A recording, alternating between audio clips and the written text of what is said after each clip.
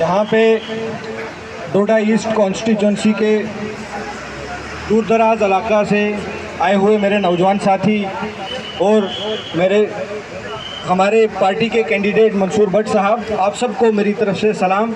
देखिए, बहुत सारी बातें यहाँ पे हो चुकी, लेकिन मैं यहाँ पे देख रहा हूँ कि सबसे ज़्यादा तादाद मेरे नौजवान साथियों की है, क्योंकि मैं नौजवानों से दरख्वास्त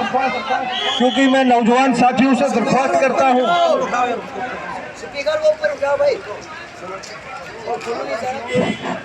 यहाँ पे अब आ रही है आवाज।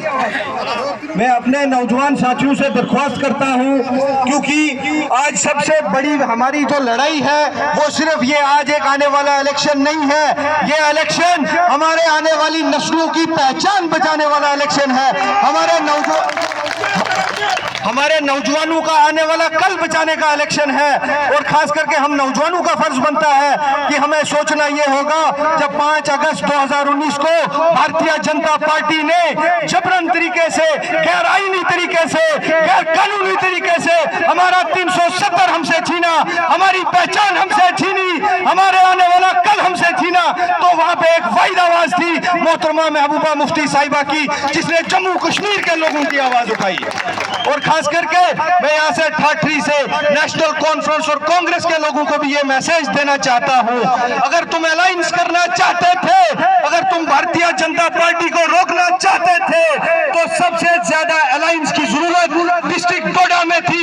यहाँ पे तुम लोगों ने अलायंस क्यों नहीं किया? और सबसे बड़ी बात ये, जब भी नेशनल कॉन्फ्रेंस का और कांग्रेस का अकार्ड हुआ है, जम्मू कश्मीर में खून बहा है। आज याद करो 1987 में राजू फारूक अकार्ड हुआ, तो आज तक कश्मीरियों का खून बह रहा है। उसकी वजह यह हुई कि 87 में नेशनल कॉन्फ्रेंस ने रिगिंग की, जबरदस्ती की लोगों को हराया और जम्मू कश्मीर के लोगों को मिलिटेंसी में मुब्तला कर दिया। उसकी सबसे बड़ी जिम्मेदार नेशनल कॉन्फ्रेंस है। इसलिए नौजवानों, नेशनल कॉन्फ्रेंस को यह पूछना कि तुम अगर बीजेपी का फायदा करने के लिए हमें गुमराह करना चाहते हो, तो हम तुम्हारे बहकावे में नहीं आएंगे। और परसों में देखता हूं नेशनल कॉन्फ्रेंस का एक लीडर कहता है कि जनाब पूरे जम्मू कश्मीर को जो कुछ भी दिया है नेशनल कॉन्फ्रेंस ने दिया है। मैं उनको बताना चाहता हूं ये बात सही है, तुमने जम्मू कश्मीर को बहुत कुछ दिया, लेकिन तुमने सबसे पहले प्राइम मिनिस्टर को चीफ मिनिस्टर बनाया। तुमने 87 में रिगिंग करके कश्मीर के नौजवानों को मिलिटेंसी में मुब्तला किया। और तुम्हारे उमर अब्दुल्ला साहब ने, ये उमर अब्दुल्ला आज हर जगह तकरीरें करता है और कहता है जनाब बी टीम तो सी टीम। अरे उमर साहब, आपकी तो सियासी शुरुआत ही बीजेपी से हुई थी, आप हमें क्या सिखाओगे? और ये वही नेशनल कॉन्फ्रेंस है जिसने उमर अब्दुल्ला की मिनिस्ट्री के लिए इकोनॉमी का बिल डस्टबिन में फेंका था, और आखिर में जब हद हो गई तो इस नेशनल कॉन्फ्रेंस ने 2023 में गुफ्तार अलायंस तोड़ के जम्मू कश्मीर के लोगों को फिर से धोखे में डाला। जब उसकी भी इंतहा हो गई तो 2024 में इंडिया अलायंस को तोड़ा। सबसे ज्यादा जरूरत चिराग वैली के लोगों को इकट्ठा रखने की थी, यहाँ पे लोगों को गुमराह किया।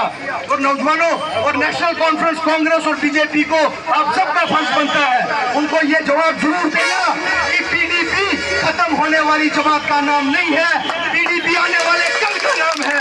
पीडीपी जम्मू कश्मीर के गुज्जर, पहाड़ी, कश्मीरी, हिंदू, डोगरा की आवाज का नाम पीडीपी है। जम्मू कश्मीर के मुस्लिम नौजवानों की आवाज का नाम पीडीपी है। इसलिए हमें इकट्ठा होना होगा, मुतहद होना होगा। और मैं आप सबसे दरख्वास्त करता हूँ कि 18 तारीख को हमारे मंसूर भट्ट साहब को भारी अक्सरियत से कामयाब करें। कलम दबाव का बटन दबाकर बीजेपी को, नेशनल कॉन्फ्रेंस को और कांग्रेस को ये मैसेज दे कि हम आज भी महबूबा मुफ्ती साहिबा के साथ खड़े हैं। बहुत शुक्रिया। जी, अब हमारे जो लीडर हैं हमारे कॉन्स्टिट्यूंसी के, मंसूर साहब आपके सामने